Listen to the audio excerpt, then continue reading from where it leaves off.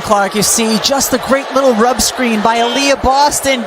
Ends up caroming to Hull. Here's Clark in transition. They say revenge is loud, explosive, obvious. But the most dangerous kind? It doesn't announce itself at all. It arrives quietly, calculated, patient.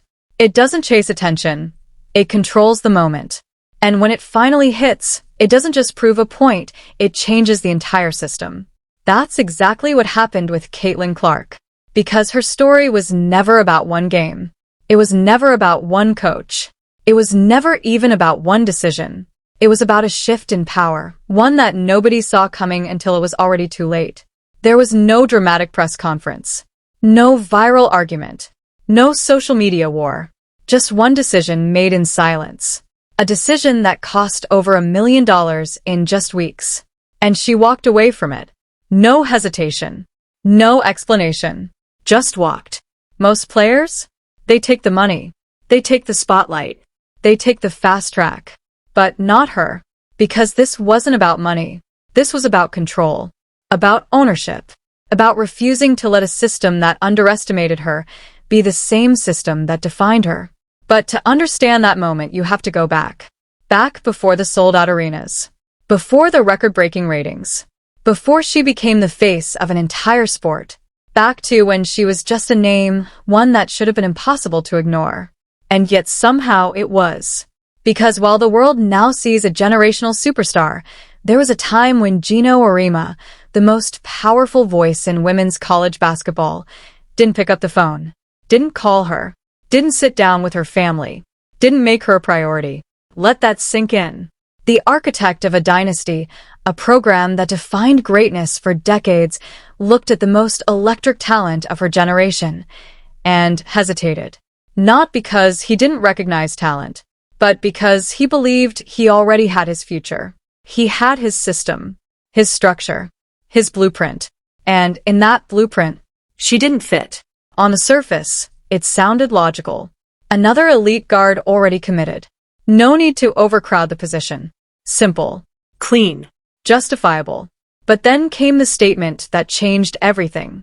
He suggested that if she really wanted to be there, she should have called him. A teenager. Expected to chase down a legend. Expected to prove herself worthy of attention that should have already been hers. That wasn't strategy. That was a misread. A massive one. Because what looked like confidence was actually comfort. The kind of comfort that comes from decades of winning. From being untouchable for so long that you stop questioning your own decisions. And that's where everything shifted. Because while one door quietly closed, another one didn't just open, it gave her complete control. At Iowa, she wasn't a piece. She was the system. She wasn't asked to adapt. The game adapted to her. Every possession ran through her hands. Every mistake was a lesson, not a punishment. Every moment was hers to shape. And that freedom? That's where everything changed. At first, it didn't look like a revolution. Just packed gyms. Highlight clips spreading faster than anyone could track. Deep threes that didn't just score points, they sent a message. Then the numbers started stacking. And stacking. And stacking. Until they couldn't be ignored anymore. Suddenly, arenas weren't just full. They were overflowing. Tickets disappeared in minutes. Road games felt like home games. People weren't just watching, they were showing up. Driving hours. Crossing states. Just to witness something they knew was different. And then came the moment that broke everything open. The records. Not just broken, erased. History rewritten in real time. Names that stood untouched for decades suddenly pushed down the list. And at the top? Her. Alone. But the real twist? It wasn't just about basketball anymore. It was about attention. Because suddenly, the entire sports world had to adjust. Games that used to sit quietly in the background became must-watch events. Broadcasts that once struggled for viewership started pulling numbers that rivaled the biggest stages. Millions tuned in. Then millions more. And then even more after that. Not out of curiosity. Out of necessity. Because if you weren't watching, you were missing history. And here's where the story flips. Because while all of this was happening, the same system that once overlooked her had to watch from the outside, had to adjust, had to explain, had to answer one question that kept getting louder. How did you miss this? It wasn't just a recruiting miss anymore. It was a cultural shift that slipped through their fingers. A once-in-a-generation player who didn't just elevate a program, she elevated an entire sport. And that million-dollar decision, that quiet walk-away, it wasn't random. It was strategic, because by the time the system realized her value, she had already outgrown it. She didn't need validation anymore.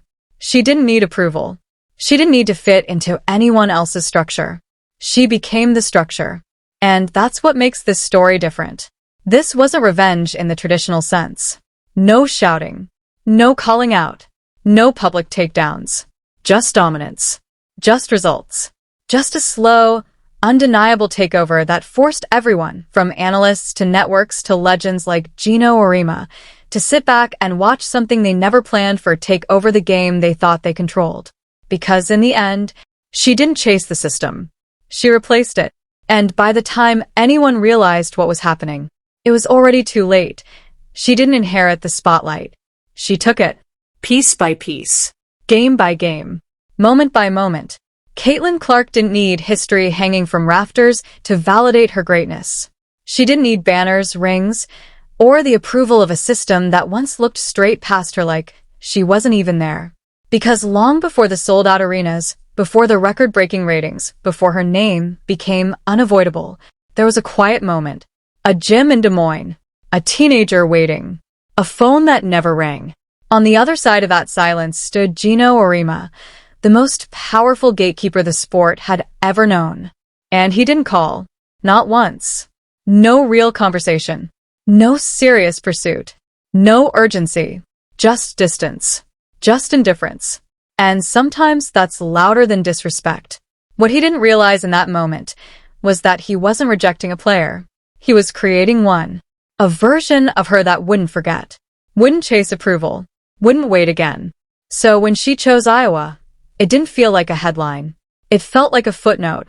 A fallback. A what could have been. Because Iowa wasn't supposed to be the center of anything. It wasn't supposed to disrupt dynasties. It wasn't supposed to rewrite power structures. But that's the thing about misreads. You don't feel them when they happen. You feel them later, when it's too late to fix.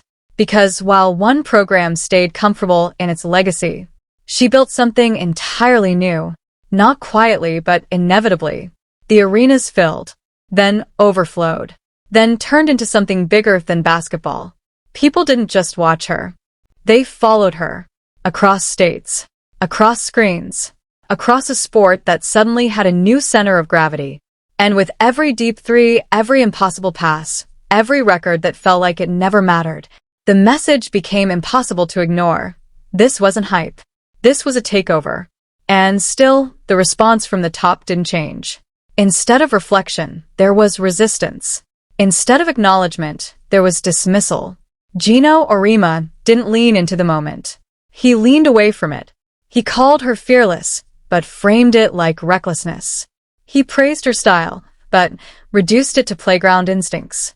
He smiled but chipped away at the substance behind the success. A compliment on the surface. A downgrade underneath. Over and over again. And when that didn't slow her down, he shifted again. Pulled her into comparisons. Tethered her name to others. Tried to keep the spotlight shared, controlled, contained. Because in his world, greatness still came from one place. One system.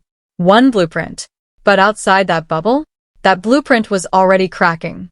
Because this wasn't just about wins anymore. It was about attention. And attention had moved. Fans weren't dreaming in old colors anymore. They weren't chasing old legacies. They were chasing her. Wearing her number. Repeating her name. Showing up in numbers the sport had never seen before. And that kind of shift, you can't coach around it. You can't scheme against it. You can't control it. Then came the moment that changed the tone completely. Not on the court, but off it. An interview. A microphone. And a decision to stop talking around her and start pushing back at everything she represented. Her fans became the target.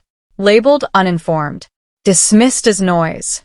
Blamed for damaging the game. Think about that. The very people filling arenas, breaking viewership records, buying jerseys, bringing life into the sport at an unprecedented level, were suddenly the problem.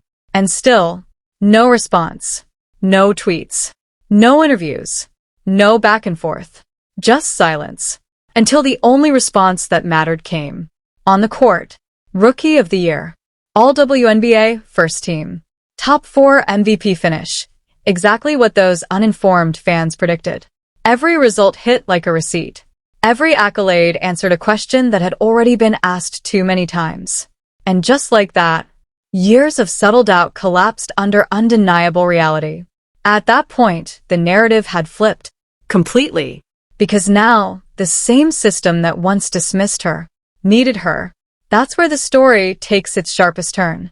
Because when influence starts slipping, people don't always admit it. They adapt. They reposition. They reach. A new league. Big ambitions. Big names. But one missing piece, not talent. Not funding. Not vision. Attention. And there was only one player on the planet who could deliver it instantly. Caitlin Clark. So the call finally came. Years late. But louder than ever. Over $1 million. 8 weeks.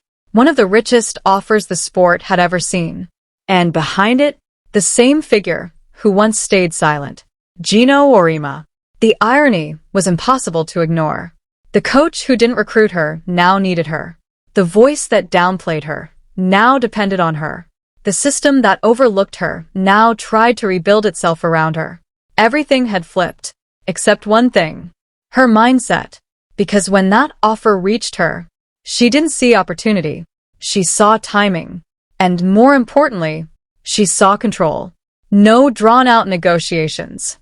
No public statements. No attempt to soften the moment. Just a decision. Clear. Quiet. Final. She said no. And that no carried more weight than anything that came before it. Because it wasn't just about money. It wasn't just about a league. It wasn't just about a moment. It was about independence. She didn't just decline a contract. She declined the idea that her story needed to circle back to anyone who once overlooked her. She declined the system, the validation, the late recognition. She declined all of it. And in doing so, she exposed something bigger than any stat line. Power had shifted. Permanently. Because for decades, the sport had been shaped from the top down. Gatekeepers decided. Programs controlled. Voices dictated. But now? One player, with one decision, flipped that entire structure on its head. No speeches. No protests. No drama. Just control. And that's what makes this moment different. This isn't revenge. This is evolution. Because when someone can walk away from millions, ignore the noise, and still become the center of everything, that's not influence. That's authority. And the ripple effects. They're just beginning. A league forced to rethink its foundation. A system forced to confront its limits. A generation of players watching closely, realizing they don't have to follow the same path anymore. So now the question isn't what she proved. That part is already clear. The real question is, what happens next when the old rules stop working? When the old voices stop carrying the same weight? When the next player decides they don't need permission either? Because this was never just about one missed call. It was about what happens after the silence. And now that the silence is broken, there's no going back. The scary part? Everything you've seen so far was just the beginning. Because what Caitlin Clark did wasn't just a moment of defiance. It wasn't just a career decision. It wasn't even just a power shift. It was a signal. A warning shot that echoed far beyond one player, one coach, or one league. And the people who understood it first weren't the ones at the top. They were the ones watching from the outside. Young players, high school phenoms, AAU standouts, kids in empty gyms late at night replaying her highlights on their phones. They saw something different. Not just skill, not just confidence. Freedom. For decades, the path had been clear. You wanted greatness? You followed the blueprint. You chose the powerhouse programs. You trusted the established voices. You fit into systems that were already built. And if you were good enough, you'd rise eventually, but always on someone else's terms. What Clark did shattered that illusion. Completely, because she didn't follow the blueprint. She ignored it. She built her own. And then proved it could be bigger. That realization? It spread fast. Faster than any highlight. Faster than any headline. Because once players start believing they don't need the old system, the system starts losing control. And that's where the real tension begins. Not on the court, behind the scenes. Because while fans were celebrating, while ratings were exploding, while the sport was reaching heights it had never touched before, there were people watching all of this unfold with a very different perspective. People who had spent decades controlling access, Controlling opportunity. controlling the narrative. And suddenly, none of that control felt as solid as it used to. The conversations changed. Quietly at first, then louder. Behind closed doors. In offices. On calls. In meetings that never made headlines. Questions started being asked. Uncomfortable ones. What happens if more players do this?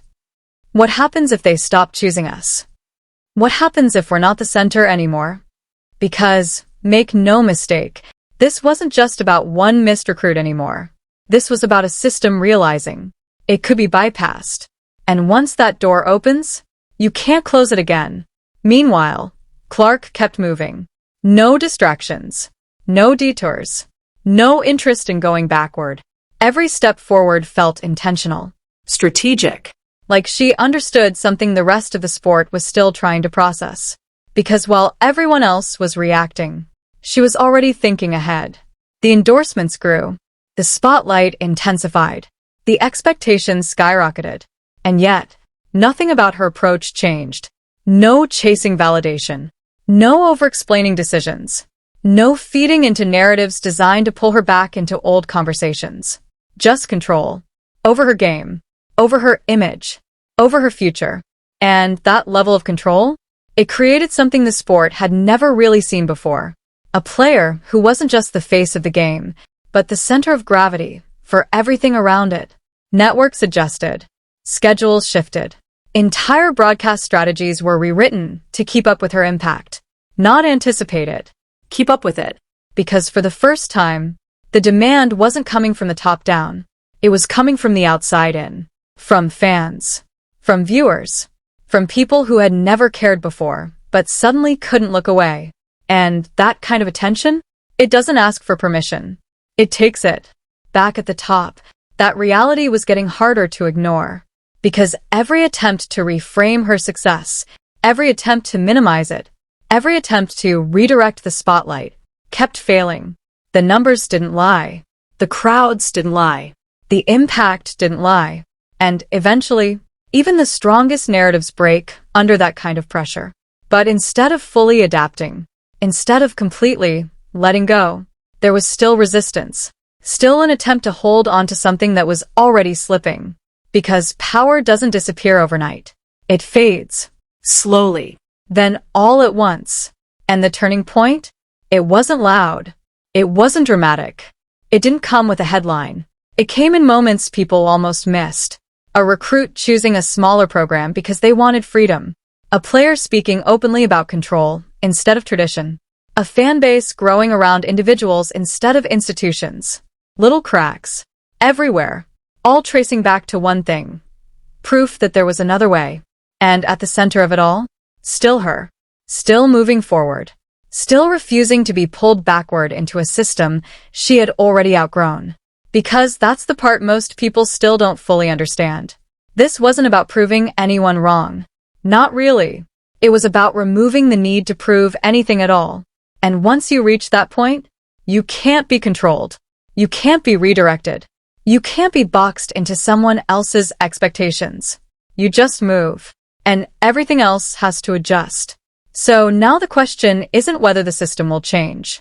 It already is. The real question is, who's ready for what comes next? Because there's a new generation watching all of this unfold. Studying it. Learning from it. And they're not just seeing highlights. They're seeing possibilities. Possibilities that don't include waiting for approval. Don't include chasing validation.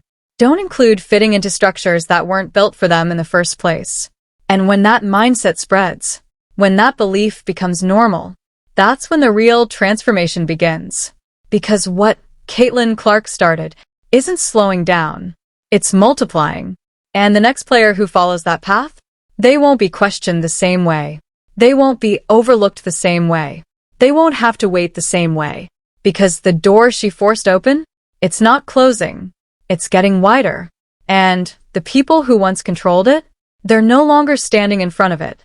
They're standing to the side, watching everyone else walk through. It's about what the entire basketball world is being forced to become because of it. At first, people tried to contain it. They called it a phase, a moment, a wave that would eventually settle. They told themselves the system would correct it, that things would go back to normal. But here's the problem with that thinking. There is no normal anymore. Because what Clark created didn't just raise the ceiling, it removed it entirely. Now every arena expects to be full. Every broadcast expects to break records. Every player entering the league is being measured against a standard that didn't even exist a few years ago. And that kind of shift, it doesn't fade. It compounds. You can see it everywhere now. In ticket prices climbing higher than ever. In networks fighting for scheduling priority. In brands lining up not just for teams, but for individual players. That last part, that's where the real revolution is happening. Because for decades, the system was built on one idea. The program is bigger than the player. But now, that idea is cracking. Because Clark flipped it. She proved that a player with enough impact, enough presence, enough connection to the audience can become bigger than any program, any system, any legacy. And once that truth is out, you can't put it back. Suddenly, players aren't just assets. They're platforms. They're brands. They're movements. And movements don't ask for permission. They move. That's what makes this moment so uncomfortable for the old guard. Because it's not just about losing control. It's about realizing that control might never come back. Look at how the conversation has shifted. It used to be, which program develops the best players? Now it's, which players are redefining the game? That's not a small change. That's a complete inversion of power. And right at the center of that inversion is the same name that was once overlooked. Caitlin Clark. Meanwhile, figures like Geno Auriemma aren't just dealing with one player's rise anymore. They're dealing with the consequences of what that rise represents. Because every time a young athlete chooses independence over tradition, that's a ripple. Every time a fan follows a player instead of a program, that's a ripple. Every time a decision is made without seeking approval from the old system, that's a ripple. And those ripples? They're turning into waves. The uncomfortable truth is this. The system didn't just underestimate Clark. It underestimated what would happen after her. Because she didn't just succeed within the game. She changed the rules of engagement. Now players are asking different questions. Not, where should I go to fit in? But, where can I take over? Not, who will develop me? But who will trust me? Not, how do I earn attention? But, how do I control it? Those questions, they didn't exist at this level before. And the system doesn't have easy answers for them. Because the old answers relied on structure, hierarchy, control. Things that are becoming harder and harder to enforce. And here's where it gets even more interesting. Because this shift isn't slowing down. It's accelerating. New media is amplifying players faster than ever. Highlights travel instantly. Narratives form in real time. Fans connect directly, without filters, without gatekeepers. Which means the next breakout star.